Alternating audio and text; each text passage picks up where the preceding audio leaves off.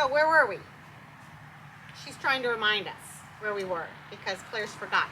Okay, so he ran into hard times. So this is the cool thing about networking. So there's another woman who's in charge. She manages a racehorse facility, a breeding facility, okay?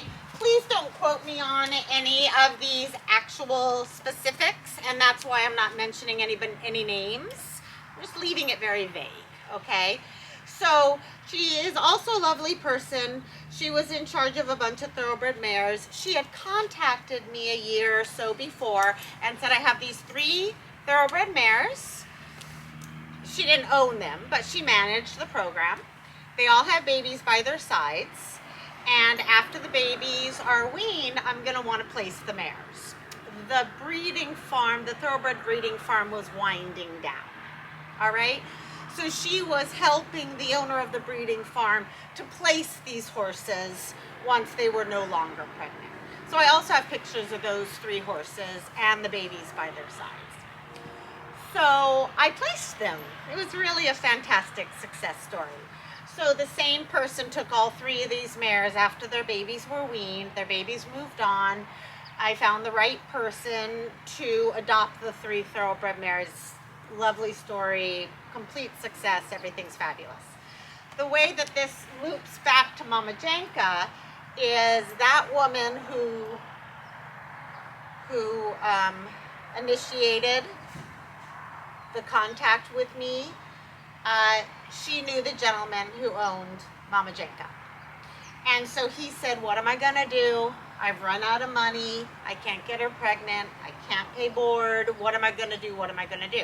She said, well, contact Claire. Claire was able to place our 3. They found a wonderful home. Contact her, maybe she can help you.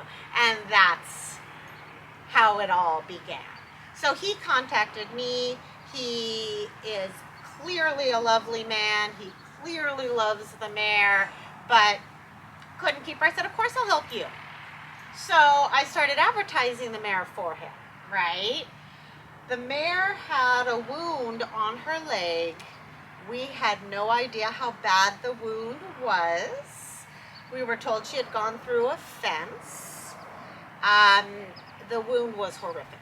It looked like she had put her leg in a hamburger grinder and it had ground her leg up. It was awful.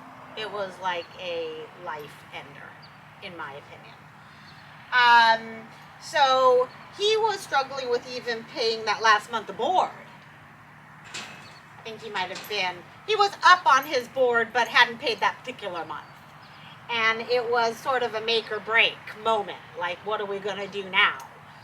So, hi good girl. You're so, look at how good you are, just listening. You're so good, you're just listening. So I said, well, let me help you place her. So we started working on that. Then we realized how horrible the wound was. Then it was, oh my gosh, how are we gonna do this? Then I contacted all my rescue people and said, what are we gonna do? We gotta save this mare. She's got a horrible wound. He can't afford her anymore. What are we gonna do? What are we gonna do? Contacted all my rescue people. All my rescue people networked together, worked figuring it out. How are we going to rescue her? How are we going to save her? Didn't know if we were going to be able to save her because of the wound. And Sarah, Sonoma Equine Rehab Rescue Adoption, SERRA, were extraordinarily generous and took her on as a rescue. And so Sarah actually officially owns this mare. Her owner signed her over to Sarah, to the rescue organization, Sarah, and no longer owned her and was incredibly appreciative. And we got her here and started working on the wound. Sarah was very, very, very generous with their monies and time and energy, and worked with the vet and started working on the wound. So that's how the whole thing came about. This is a rescue horse.